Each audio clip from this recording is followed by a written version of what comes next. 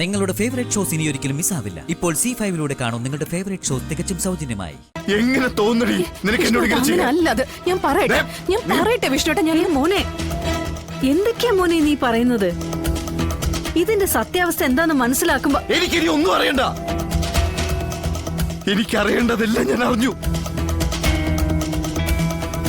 ഈ കാണിക്കുന്നതെല്ലാം നല്ല സ്ത്രീകൾക്ക് ചേർന്നാലേ അത് മോൾക്ക് പറഞ്ഞു കൊടുത്തേക്ക്.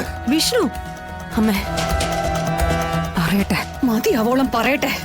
എന്റെ മര്യാദ കൊണ്ടാടി ഞാൻ ഇങ്ങനെയെങ്കിലും സംസാരിക്കുന്നേ. എല്ലാം ഇന്നത്തോടെ ഇവിടെ വെച്ച് അവസാനിപ്പിക്കുക.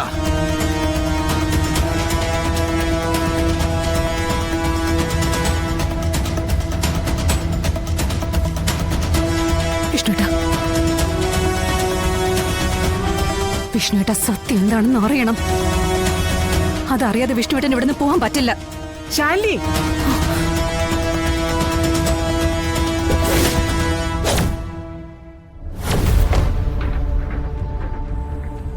ഭീഷണിയാണോടി?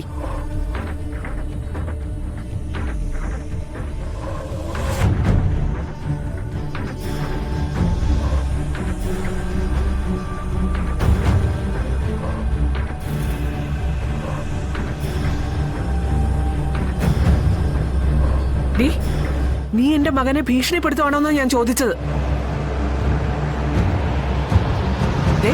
ഞാനെല്ലാം കണ്ടു കേട്ടു. സത്യയുടെ അച്ഛൻ ആരാണെന്ന് ഞാൻ പലവട്ടം നിന്നോട് ചോദിച്ചു.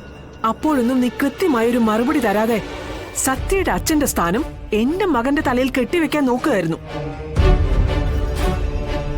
എന്തിനായിരുന്നു ഈ നാടകം? നീ IAS ട്രെയിനിങ് എന്നും പറഞ്ഞു പോയത് ഇപ്പൊ അവതരിച്ചിരിക്കുന്ന പുതിയ ഭർത്താവിന്റെ കൂടെ കറങ്ങാനായിരുന്നു അല്ലടി? ഇനി നീ എന്റെ മകന്റെ പിന്നാലെ എങ്ങാനും വന്നാലുണ്ടല്ലോ, ഈ സത്യാമ്മ ആരാന്നും എന്താണെന്ന് നീ അറിയും.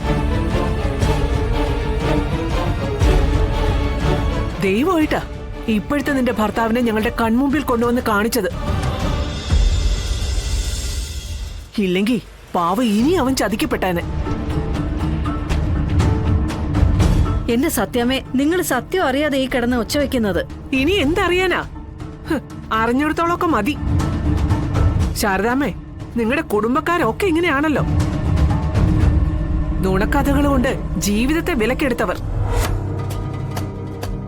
എന്തു മഹാപരാധം ചെയ്താലും വാക്കുകൾ കൊണ്ട് അതിനെ മഹത്തരമാക്കാൻ നിങ്ങൾക്ക് സാധിക്കും. നിങ്ങൾ ഇനി എന്തൊക്കെ പറഞ്ഞു വന്നാലും ഞാനൊരു തീരുമാനം എടുത്തു കഴിഞ്ഞു.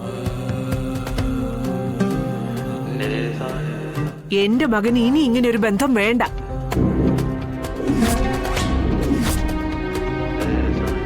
നടക്കട അങ്ങോട്ട്. വിഷ്ണുട്ടാ,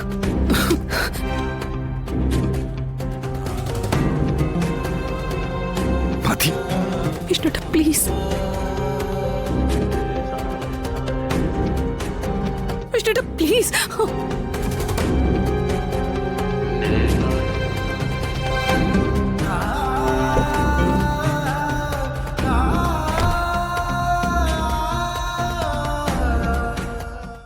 ഡൗൺലോഡ് ചെയ്യൂ C5 ആപ്പ്. കാണൂ എല്ലാ എപ്പിസോഡുകളും സൗജന്യമായി.